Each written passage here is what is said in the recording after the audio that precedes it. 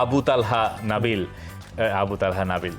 তার প্রশ্ন হচ্ছে নাবিল ভাই, এটা কিন্তু নাবিল, হ্যাঁ, আর নাবিল কায়সার হচ্ছে নাবিল। নাবিল ভাই, ইন্ডিয়া খেলবে ব্রাজিলের সাথে, এটা নিয়ে কিছু বলেন, আমরা কেন পারি না?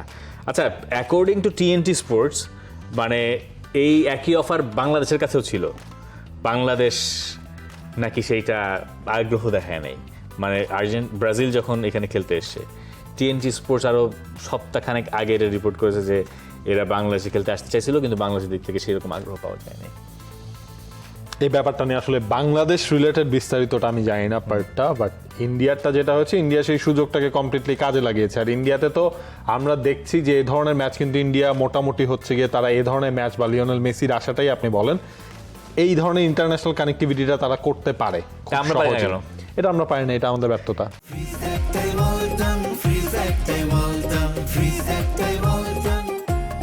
না, আপনি মানে প্রথমত 2011 সালে আর্জেন্টিনা যখন এসেছিল, তখন আপনি আর্জেন্টিনার সঙ্গে নাইজেরিয়াকে আনতে হয়েছিল, তখন হয়তো আমাদের ওইরকম মান ছিল না। আপনি এখন মানে ব্রাজিল এই সুযোগ আর পাবো? মানে ব্রাজিল কলকাতা খেলে গেলে আধা ঘন্টার ফ্লাইটে বাংলাদেশে খেলে যেতে পারতো, এবং সেখানে আমাদের হামজা, মানে ধরেন, মানে হামজারও তো ইচ্ছা হইতে পারে যে আমি ব্রাজিলের সাথে খেলি, এগেইনস্টে খেলি। এটা তো লাইফ টাইম অপরচুনিটি, এটা কার না ইচ্ছা হবে, ঠিক আছে, পারি না। আর এর থেকেও আরেকটা জিনিস যেটা, সেটা এত যে TSCর মনে গিয়ে লাফাই জার্সি মার্সি পইরা, মানে এটার কি কোনো ফিনান্সিয়াল ভ্যালু নাই? ফিনান্সিয়াল কি আপনার, এটার তো কোনো ফিডব্যাকও নাই, এর কোনো ইকোনমিক ভ্যালু নাই। ফিডব্যাকটা আপনি ওই জায়গায় তখনই আসতো যখন হচ্ছে যে, যেমন ব্রাজিলেরটা, যদি ব্রাজিল নিজেরা যখন হচ্ছে গিয়ে ওই রকম ইন্টেনশন যদি থাকতো যে না, বা ওই প্ল্যান যদি থাকতো আমরা এখানে খেললে কেমন হয়, তো ওইটা হলে কিন্তু আপনার একটা প্রপার ফিডব্যাক জিনিসটা আসতো, বা একটা হচ্ছে পে ব্যাক আসতো। এই যে বাংলাদেশে ব্রাজিল আর্জেন্টিনার যে ক্রাউডটা 2011তেও ছিল, কিন্তু 2011 থেকে 2026 কিন্তু সেটা কয়েক গুণ বেড়ে গেছে, এবং 2011টা হয়তো একটা গণ্ডির মধ্যে ছিল, এখন কিন্তু কোনো পুরো গণ্ডির মধ্যে না। পুরো বিশ্বকাপের সময় আমরা দেখেছি ওয়ার্ল্ড মিডিয়া কিভাবে বাংলাদেশের উন্মাদনা নিয়ে রিপোর্ট করেছে।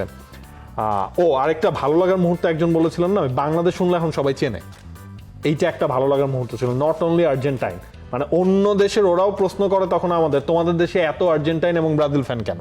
ওই ভালো লাগার মুহূর্তে নাইম হাসান ভাই, ওই সেরা মুহূর্ত আরেকটা এইটা ছিল। এইটা সুযোগ হাতছাড়া করাটা বাংলাদেশের জন্য একটা বড় লস, বা ওই আফসোসের জায়গাটা আলটিমেটলি রয়েই যাবে।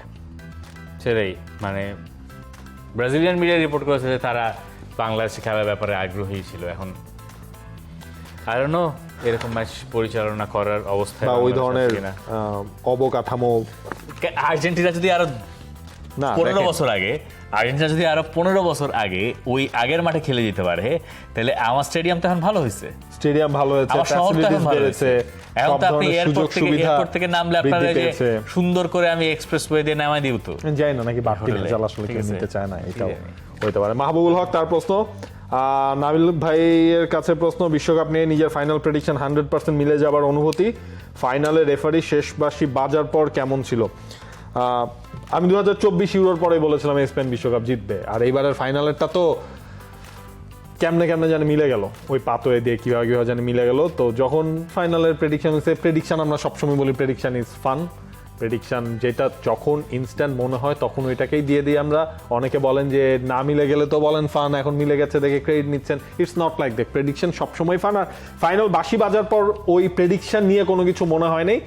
ফাইনালের আগে হঠাৎ করে একদিন মনে হলো যে ওমা, জিনিসটা তো মিলে গেছে, that's it. For more updates, subscribe to our YouTube channel and click on the bell icon.